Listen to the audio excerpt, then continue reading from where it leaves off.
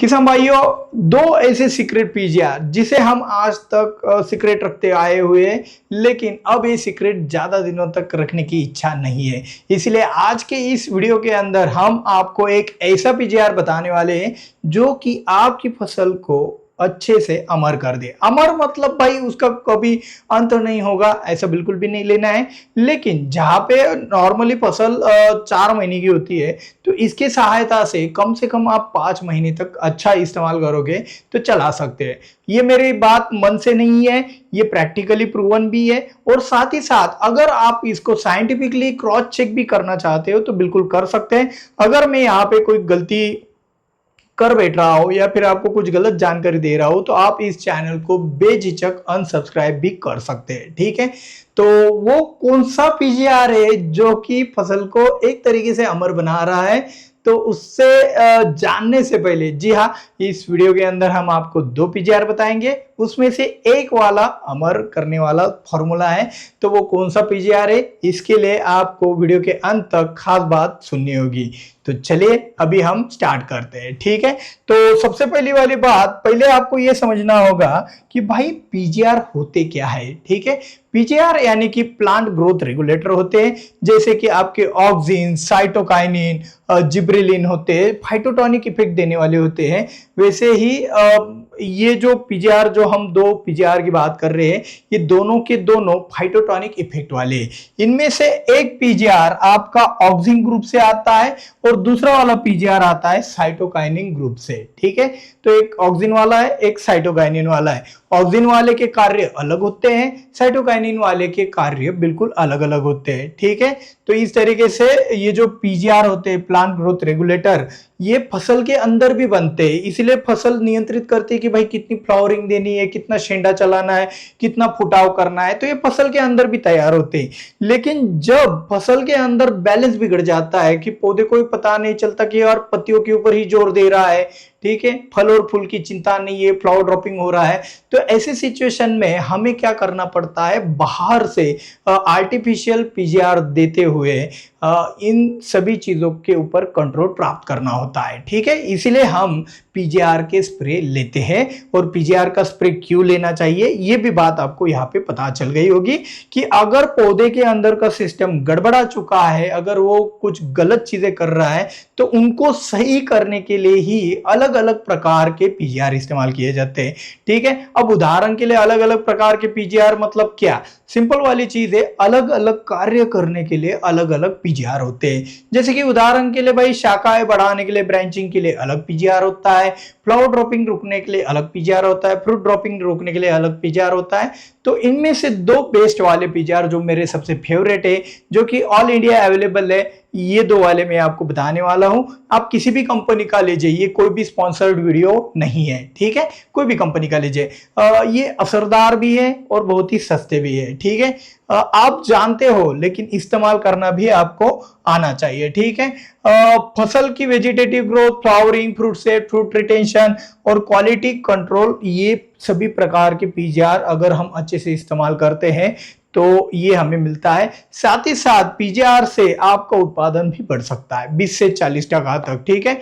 अलग अलग पीजीआर होते हैं, जैसे कि गोदरेज का डबल भी आपने सुना होगा, होमोब्रासिनोलॉइड, ठीक है।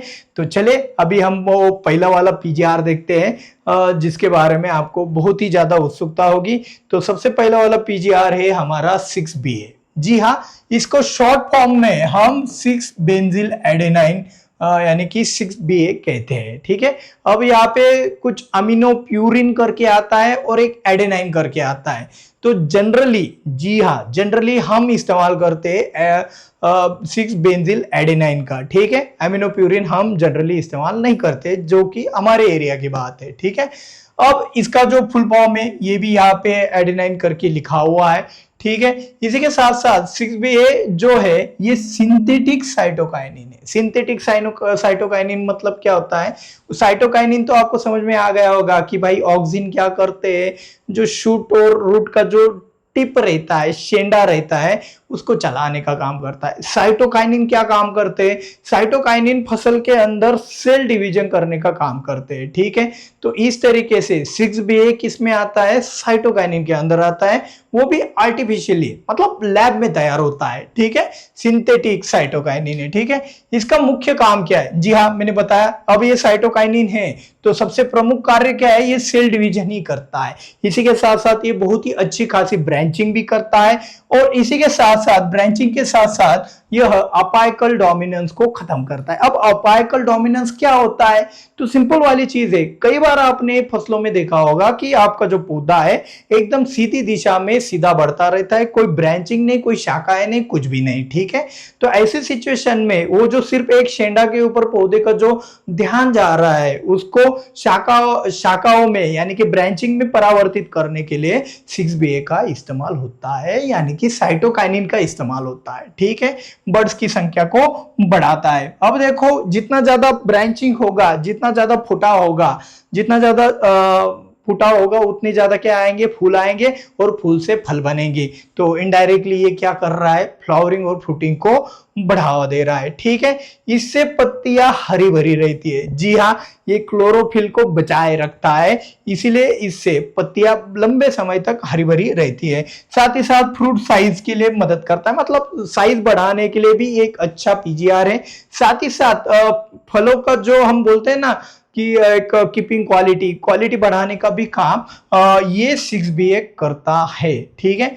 इसी के साथ साथ ब्रांचिंग से ज्यादा फल आते हैं सॉरी, ब्रांचिंग से ज्यादा फल आते हैं, ये तो आपको समझ में आ ही गया होगा, ठीक है। इसी के साथ साथ सभी प्रकार के फसलों में यह इस्तेमाल किया जाता है। बागवानी में तो बहुत हद से ज्यादा इस्तेमाल होता है, और सब्जी वर्गीय फसलों में भी अभी कुछ कुछ किसान इसका सही इस्तेमाल करना सीख गए हैं। तो इस तरीके से 6BA सस्ता भी है, अफोर्डेबल भी है, और बहुत सारी जगह पे बड़ी आसानी से मिल जाता है, ठीक है। तो ये जानकारी हुई आपकी 6BA की। अभी हम जानते हैं दूसरे पीजीआर की, जिसका नाम है नैप्थेलिन एसिटिक एसिड। जी हाँ, जिसको हम शॉर्ट फॉर्म में कहते हैं NAA। अभी भी समझ नहीं आ रहा है तो सिंपल वाली चीज है, इसका एक और निकनेम है प्लेनोफिक्स, जो कि बायर का प्लेनोफिक्स के नाम से नैप्थेलिन एसिटिक एसिड यानी कि NAA आता है। जी हाँ, ये कोई साइटोकाइनिन नहीं है, लेकिन दो सीक्रेट मैंने बताया, दो सीक्रेट पीजीआर है। तो जी हाँ, प्लेनोफिक्स भी बहुत अच्छा वाला एक पीजीआर है, लेकिन इसका इस्तेमाल सही ढंग से करना आपको आना चाहिए, ठीक है। तो चले, इसके बारे में जानकारी तो हमने ले ही ली है कि भाई अल्फा नैप्थेलिन एसिटिक एसिड यानी कि NAA यानी कि प्लेनोफिक्स होता है। इसका इंग्रेडिएंट्स यानी कि एक्टिव इंग्रेडिएंट्स हो गया, ठीक है। मुख्य बात क्या है भाई? देखो, प्लेनोफिक्स से क्या होता है, जो शूट है, शेंडा बहुत ज्यादा चलने लगता है, ठीक है। शूट से क्या होता है? फ्लावरिंग बढ़ता है। इसी के साथ साथ ये जो फूलों का जो डंठल रहता है, फलों का जो डंठल रहता है, उसको और भी ज्यादा मजबूत करता है। अब देखो, ये शूट के मतलब शेंडा जो होता है, पौधे का जो ऊपर का शेंडा जो होता है, उस शेंडा को भी चलाने का काम करता है, और जड़ का भी जो शेंडा होता है, जड़ का जो टिप रहता है, उसको भी चलाने का काम करता है। मतलब शेंडा और जड़ दोनों चलाने का काम यह प्लेनोफिक्स करता है। अगर जमीन के माध्यम से जाता है तो ये जड़ बढ़ाने का काम करेगा, अगर ये स्प्रेइंग के माध्यम से जा रहा है तो ये शेंडा बढ़ाने का काम करेगा। साथ ही साथ यह फ्रूटिंग स्टेज में जाता है, मतलब जब फल रहते हैं अपनी फसल के ऊपर, चाहे वो टमाटर, मिर्च, बैंगन या फिर कोई बागवानी वाली फसल में अंगूर, अनार जैसे, संतरा, मौसम्बी जैसे फल क्यों ना हो, ऐसे सिचुएशन में डंठल का मजबूती बढ़ाने के लिए भी अगर फ्रूट ड्रॉपिंग भी हो रहा है गलती से ज्यादा, तो आप प्लेनोफिक्स का इस्तेमाल कर सकते हैं, ठीक है।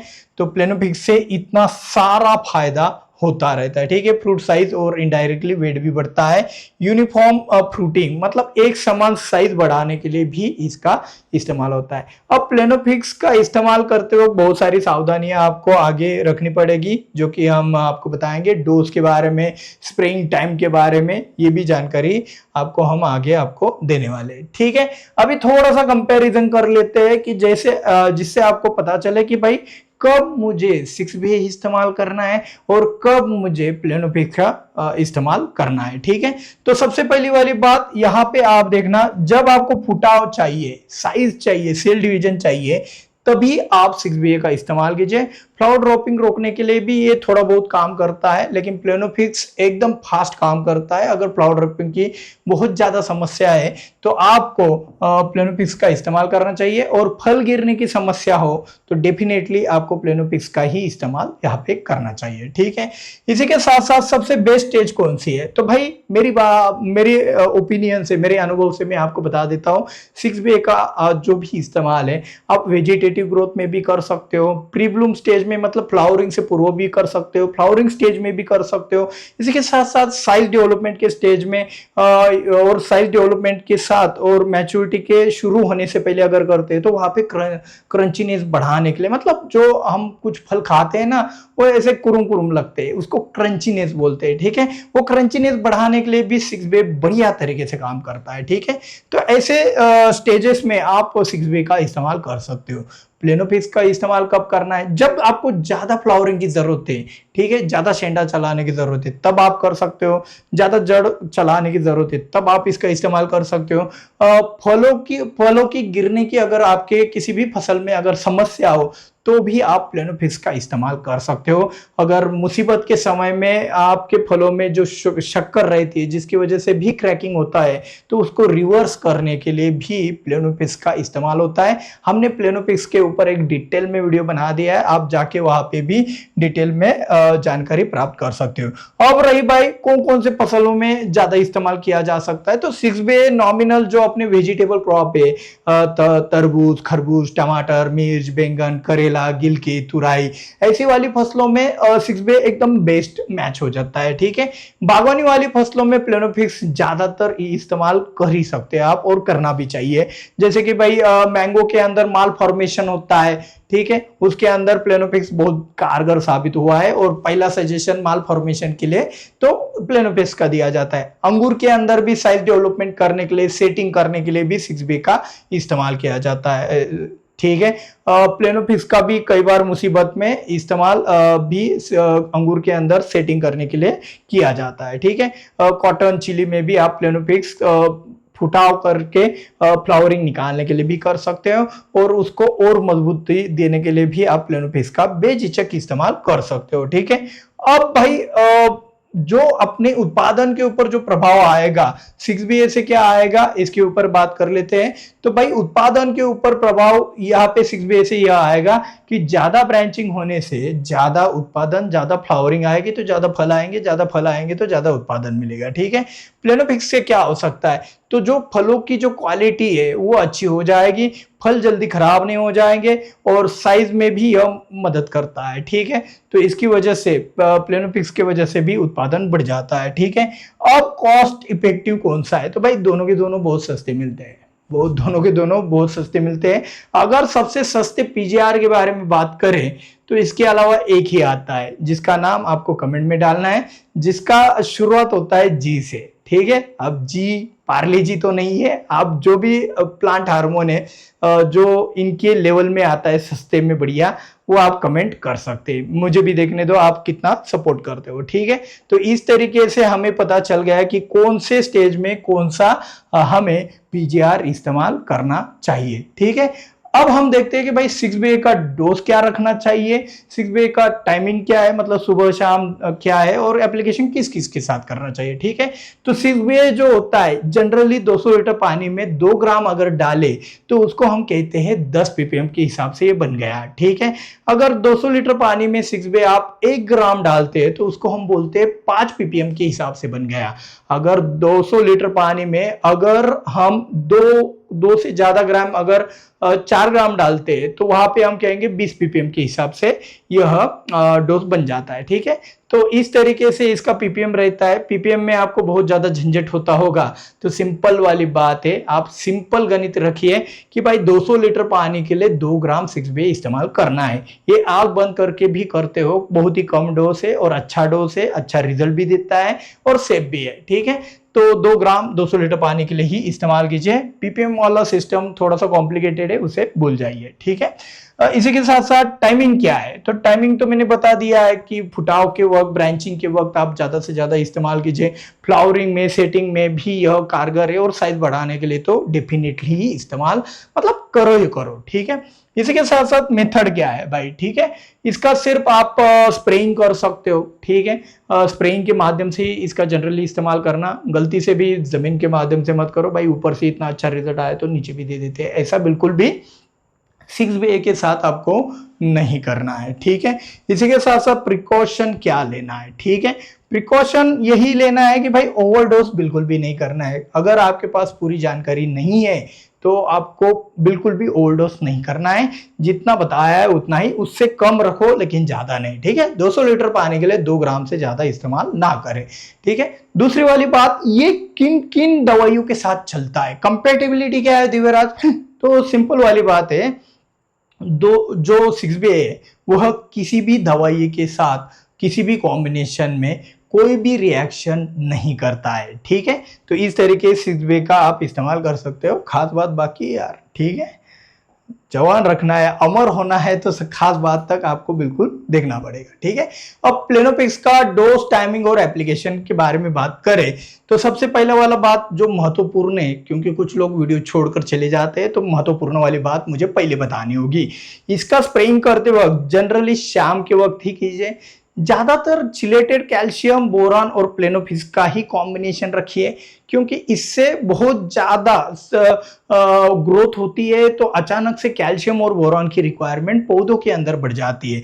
पौधा स्ट्रेस में हो, पानी के तनाव में हो, तो प्लेनोपिक्स का इस्तेमाल बिल्कुल भी मत कीजिए, यहाँ पे परहेज करना है। और लास्ट वाली बात, अंतिम वाली बात यह है कि भाई इसका प्लेनोपिक्स का इस्तेमाल जब भी करोगे शाम के वक्त करना, क्योंकि क्या होता है, इसका स्प्रे होने के बाद 4-5 घंटे पौधा इतना स्ट्रेस में चला जाता है, बहुत ज्यादा कम समय में ज्यादा ग्रोथ होने के कारण क्या होता है, पौधा एकदम ऐसा डल डल दिखता है, ठीक है। वो डलनेस से आप घबरा कर, आपको लगता है पौधे की तो वाट तो नहीं लग गई, ये डर आपके मन में ना आए, इसलिए शाम के वक्त स्प्रेइंग करोगे तो जो भी रात का समय है, जो ठंडा समय रहता है जनरली, तो उस ठंडे समय में वो स्ट्रेस निकल के सुबह पौधा आपका बिल्कुल हरा भरा और अच्छा दिखाई देगा, जिससे आप खुद पैनिक नहीं होंगे, ठीक है।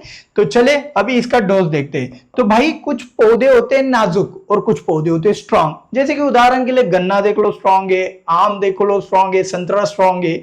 आप देखो कुछ नाजुक फसलें होती है, जैसे कि टमाटर हो गया, अंगूर हो गया, अनार हो गया, ये कुछ नाजुक फसलें हुए, ठीक है। तो जो नाजुक फसलें होते हैं उसमें 5 ml 200 लीटर पानी के लिए भी डोज बहुत होता है, जी हाँ, बहुत डोज होता है। और जो रफ एंड टफ वाली जो फसलें होती है, जिसके अंदर प्लेनोपिक्स कम मात्रा में भी जाए तो कोई फर्क नहीं पड़ता है, ऐसी फसलों में, मतलब मैंने अभी उदाहरण भी दिए, तो उन फसलों में जैसे कि संतरा हो गया, अपना शुगर केन हो गया है, तो ऐसी वाली फसलों में जो रफ एंड टफ है, ऐसी वाली फसलों में आप 20 ml, 30 ml, 40 ml भी प्लेनोपिक्स का इस्तेमाल कर सकते हो। लेकिन जो नाजुक वाली फसल होती है उसमें 200 लीटर पानी के लिए 5 ml से ज्यादा इस्तेमाल नहीं करना है, ये याद रखना है। तो ये किस किस फसल में चलेगा भाई, ऑल फ्लावरिंग क्रॉप्स, मतलब जिन जिन फसल में फ्लावरिंग आती है उसमें चल जाएगा। तो क्या सर जी हम इसको हल्दी में, कंदवर्गीय फसल में, प्याज में, लहसुन में इस्तेमाल करें? भाई कोई फायदा ही नहीं है, कोई नुकसान हो जाएगा आपका, ठीक है। तो ऐसी कंदवर्गीय फसलों में ये बिल्कुल भी नहीं चलने वाला है, ठीक है। बाकी सब फ्लावरिंग वाले क्रॉप्स के अंदर ये चल जाएगा। टाइमिंग मैंने बता दिया कि भाई ज्यादातर स्टेज की बात करें तो आपको पता है कि भाई फ्लावरिंग से पहले भी आप इसको डाल सकते हो, सेटिंग के टाइम भी डाल सकते हो, जब फूल गिर रहे, फल गिर रहे, तब भी आप इसका एप्लीकेशन जरूर कर सकते हो, ठीक है। और टाइमिंग शाम के वक्त, मतलब स्प्रेइंग का टाइम मैं बता रहा हूँ, शाम के वक्त ही आपको इसका इस्तेमाल करना है। मेथड क्या है, मेथड वही है कि भाई आप ऊपर से भी इसका स्प्रेइंग के द्वारा इस डोज के अनुसार आप स्प्रे कर सकते हो, ठीक है। और जमीन के माध्यम से कितना डोज रखना चाहिए, भाई ये इतना सस्ता मिलता है, किसान लोग 1-1 लीटर तक इसको जमीन के अंदर डाल देते हैं, तो ये बिल्कुल भी नहीं करना है। क्या होता है पीजीआर के बारे में आपको एक बात यह पता नहीं है कि भाई पीजीआर खुद से काम नहीं करता है, वो फसल से काम निकलवा लेता है, करवा लेता है। ठीक है, कैसे करवा लेता है? तो भाई ये जो आप प्लेनोपिक्स डाल रहे हो, 6 बे डाल रहे हो, साइज बढ़ रही है, शेंडा बढ़ रहा है, प्लाउ ड्रॉपिंग रुक रही है, डंठल मोटा हो रहा है, ये सब प्रक्रिया फसल इसलिए कर पाता है क्योंकि ये पीजीआर फसल को सिर्फ आदेश देते हैं, असल में काम करता है वो आपकी फसल के अंदरूनी वाला प्लांट स्टोरेज काम करता है। तो जितना पावरफुल पीजीआर इस्तेमाल करोगे उतना स्टोरेज आपका कम होता है, आपकी फसल का कम होता रहता है। ठीक है, इसीलिए स्टोरेज बचा बचा कर इस्तेमाल करना चाहिए। अगर आप 1 लीटर दे रहे हो जमीन के अंदर, जो कि जनरली हम 5 से 40 ml तक ही ऊपर से दे रहे हैं, वो डायरेक्ट 1 लीटर दे रहे हैं, तो जब तक फसल का स्टोरेज खत्म नहीं होगा वो प्रक्रिया चलती रहेगी। तो कुछ हद तक कुछ चीजें ज्यादा आप करते हो ना, उससे नुकसान होता है। ठीक है, लिमिट में करना चाहिए। ठीक है, तो डोज कितना रखे भाई? 1 एकड़ के लिए 50 ml, इससे ऊपर मेरे हिसाब से जमीन के माध्यम से नहीं जाना चाहिए। एक बार इस बंदे के ऊपर विश्वास रखते हुए पीजीआर आप 50 ml जमीन के माध्यम से इस्तेमाल करके देखिए, बेहतरीन रिजल्ट मिलेगा।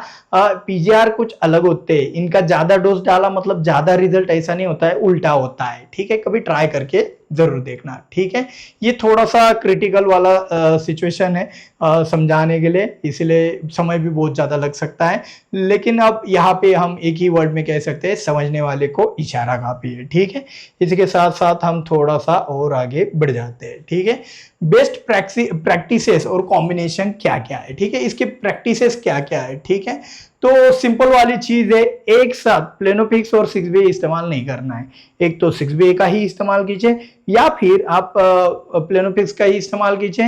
एक बार में कम से कम एक ही पीजीआर का इस्तेमाल करें तो अच्छा रहेगा, अगर आपके पास जानकारी का अभाव हो तो। ठीक है, इसी के साथ साथ compatible with most fertilizer and pesticide, most नहीं, हर एक कॉम्बिनेशन में, हर एक दवाई के अंदर आपका कोई भी पीजीआर हो, चाहे वो जिब्रेलिक एसिड हो, आपका गोदरेज का डबल हो, चाहे वो प्लेनोपिक्स हो, चाहे वो आपका 6 बे क्यों ना हो, हर एक कॉम्बिनेशन में, हर एक पेस्टिसाइड में ये कोई भी रिएक्शन नहीं करते हैं, ये आप जरूर याद रखना। हाँ, अगर आपका कॉम्बिनेशन ही गलत है और उस गलत कॉम्बिनेशन में ये जाएगा तो भाई ब्लेम इसके ऊपर आएगा। ठीक है, लेकिन इसका कोई भी दोष नहीं रहता है। ठीक है, इसी के साथ साथ वाटर क्वालिटी बहुत ज्यादा इंपॉर्टेंट है। मतलब पीजीआर के रिजल्ट कई बार होता है ना, दिव्यराज ने बताया 4 ml डालो, रिजल्ट ही नहीं आया।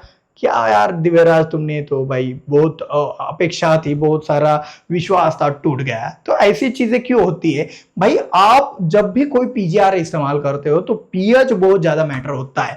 अगर कोई भी फाइटोटॉनिक पीजीआर होता है, उसके अगर रियल रिजल्ट चाहिए तो पानी का जो पीएच होता है वो कम होना बहुत ज्यादा जरूरी होता है। ठीक है, इसीलिए पीएच कितना चाहिए? तो 7 के करीब करीब होना चाहिए। 6 से 7 के अगल बगल में पानी का पीएच हो तो पीजीआर के रिजल्ट बहुत ही अच्छे आते हैं। और हाँ, 7.5 के अंदर भी हो तो पीएच करने की कोई जरूरत नहीं है। हाँ, 7.5 के ऊपर पीएच हो तो जनरली आप पीएच कर ही लो। ठीक है, वेदर के बारे में बात किया गया है कि सुबह या शाम को स्प्रे करें। मतलब उदाहरण के लिए कोई भी पीजीआर आप 6 बे का इस्तेमाल कर रहे हो तो सुबह भी इस्तेमाल कर सकते हो, शाम को भी कर सकते हो। दोपहर के वक्त आप 6 बे का इस्तेमाल नहीं कर सकते। हाँ, बारिश का मौसम हो तो भाई किसी भी वक्त में चल जाएगा। प्लेनोपिक्स चलने को सुबह के वक्त भी चलता है, शाम के वक्त भी चलता है, लेकिन मैंने आपको बताया कि क्यों भाई हमें शाम को ही प्लेनोपिक्स का स्प्रे करना है। ठीक है, तो सिंपल वाली चीज है, ये अलग अलग जो पीजीआर के कॉम्बिनेशन जो होते हैं वो न्यूट्रिएंट मतलब इरिगेशन इसके ऊपर रिजल्ट देते हैं। अब कैसे, मैं समझाता हूं। ठीक है, आपने कोई भी पीजीआर उठाया, वो फाइटोटॉनिक है, जैसे कि 6 बे और प्लेनोपिक्स हो गए। ठीक है, अब इसके साथ आप क्या दे रहे हो, फसल में क्या, किसकी मात्रा ज्यादा है? अब उदाहरण के लिए पोटाश की मात्रा ज्यादा है और उसके साथ आप 6 बे दे रहे हैं, वो पॉजिटिव रिजल्ट नहीं दिखाएगा, फाइटोटॉनिक रिजल्ट नहीं दिखाएगा। ठीक है, कॉपर के साथ 6 बे दे रहे हो, नहीं दिखाएगा रिजल्ट। ठीक है, तो ये भी सही है। अब उदाहरण के लिए आपका न्यूट्रिशन 1261 के साथ या फिर चिलेटेड फेरस के साथ 6 बे दे रहे हो, प्लेनोपिक्स दे रहे हो, कैल्शियम के साथ दे रहे हो, तो रिजल्ट आएगा ही आएगा। लेकिन आपके फसल के जमीन के अंदर अगर अच्छी तरीके से नमी नहीं होगी तो भी आपको अच्छी तरीके से रिजल्ट नहीं आने वाली है। तो ज्यादा से ज्यादा उत्पादन प्राप्त करने के लिए ये तीनों चीजें सही होनी चाहिए। एक अच्छे पीजीआर का चुना, साथ ही साथ एक अच्छे उसी को सपोर्ट करने वाले न्यूट्रिएंट का चुना, और साथ ही साथ जमीन में अच्छी तरीके से नमी। ठीक है, इन तीनों का कॉम्बिनेशन बेस्ट हो तो आपको रिजल्ट एकदम बेहतरीन आने वाले हैं। ठीक है, अब थोड़ा सा और हम आगे बढ़ते हैं। ठीक है, अब सेफ्टी प्रिकॉशन और लीगल वाली चीजें। ठीक है, जैसे कि देखो यार, लेबल की सलाह माने, जो भी लेबल क्लेम होता है उसकी तरफ से आपको अच्छे से उन चीजों को गाइड, मतलब वो गाइडेंस किया हुआ होता है, उनके जो सेफ्टी रूल्स होते हैं उनको फॉलो करके ही इस्तेमाल करेंगे, आपकी सेफ्टी के लिए अच्छा है। ठीक है, ग्लोव और मास्क इस्तेमाल कीजिए। ठीक है, ये चीजें हमने कुछ ऐड की हुई है। अब आप बोलोगे पहले ऐसा नहीं था, अब समझ रहे हो, तो हम कुछ चीजें और भी सावधानी से कर रहे हैं जिससे किसानों का फायदा हो। ठीक है, लंबा जो चलना है हमें और भी। ठीक है, इसी के साथ साथ प्री हार्वेस्ट इंटरवल फॉलो करें। मतलब क्या होता है, ये जो पीजीआर होते हैं ये भी अगर आप कुछ अपने मिर्च को या फिर अंगूर को, अनार को अगर एक्सपोर्ट कर रहे हो यूरोपियन कंट्रीज के अंदर, तो वहां पे क्या करते हैं, इन फलों के सैंपल लिए जाते हैं और उसमें कितना केमिकल कौन सा है ये चेक किया जाता है। तो अब नए नियमों के अनुसार बात क्या हो रही है कि उसमें पीजीआर भी चेक किए जाते हैं। तो अगर आप ऐसे एक्सपोर्ट वाली खेती कर रहे हैं तो कितने दिन पहले आपको इन प्लेनोफिक्स या फिर 6BA हो गया या फिर अन्य कोई भी पीजीआर हो, उसका इस्तेमाल कितने मात्रा में और कब तक करना है, इसकी एक सूची भी मिलती है। तो आप उसी सूची के अनुसार ही अगर इनका इस्तेमाल करोगे तो आपका सैंपल वेस्ट नहीं जाएगा, सक्सेस होके आएगा। ठीक है, तो लोकल एग्रीकल्चर डिपार्टमेंट आप जब भी एक्सपोर्ट करते हो तो वो आपको गाइडेंस आपके व्यापारी के द्वारा ही आपको मिल जाता है। अभी खास बात की बात करते हैं। ठीक है, खास बात की बात करने से पहले भाई 6BA ब्रांचिंग एंड फ्लावरिंग का मास्टर है, साथ ही साथ प्लेनोफिक्स आपका फ्रूट रिटेंशन एंड साइज का एक्सपर्ट है। ठीक है, ये लास्ट में 2 वाक्य हमने इसलिए डाले हुए हैं कि जिससे आपको कम से कम पूरा वीडियो देखने के बाद भी कुछ समझ नहीं आया तो कम से कम ये भी देख लिया तो बात बन जाएगा। ठीक है, दोनों सबसे सस्ते और बेहतरीन है। जी हाँ, कॉस्ट इफेक्टिव फार्मिंग। मैंने आपको बताया था कि हम अभी बजट फार्मिंग के ऊपर और भी ज्यादा कंसंट्रेशन करेंगे, क्योंकि जो खेती का जो समय है वो फिलहाल खराब होता जा रहा है, इसलिए बजट फार्मिंग करना बहुत ज्यादा जरूरी है, पैसा उड़ाना बिल्कुल भी नहीं है। ठीक है, सही समय पर इस्तेमाल करें। मतलब क्या होता है, कुछ किसान ऐसे होते हैं कि रिजल्ट आ गए तो कभी भी कुछ भी उठा लेते हैं और मार देते हैं। तो भाई समझदारी के साथ अगर कोई भी चीज हो, अगर उसका इस्तेमाल करते हो तो वो अच्छा रिजल्ट देती है। ठीक है, तो अब प्लेनोफिक्स कभी भी डाल दिया और पौधा स्ट्रेस में चला जाए और वो स्ट्रेस में से आप निकाल ही नहीं पाओ पौधे को, तो उल्टा नुकसान हो जाएगा, जो मिलने वाला था वो भी नहीं मिलेगा। ठीक है, तो इसीलिए ये भी चीजें आपको यहाँ पे समझ लेनी है। अब खास बात बताने से पहले भाई लाइक सब्सक्राइब शेयर के लिए कोई कंजूसी नहीं होनी चाहिए।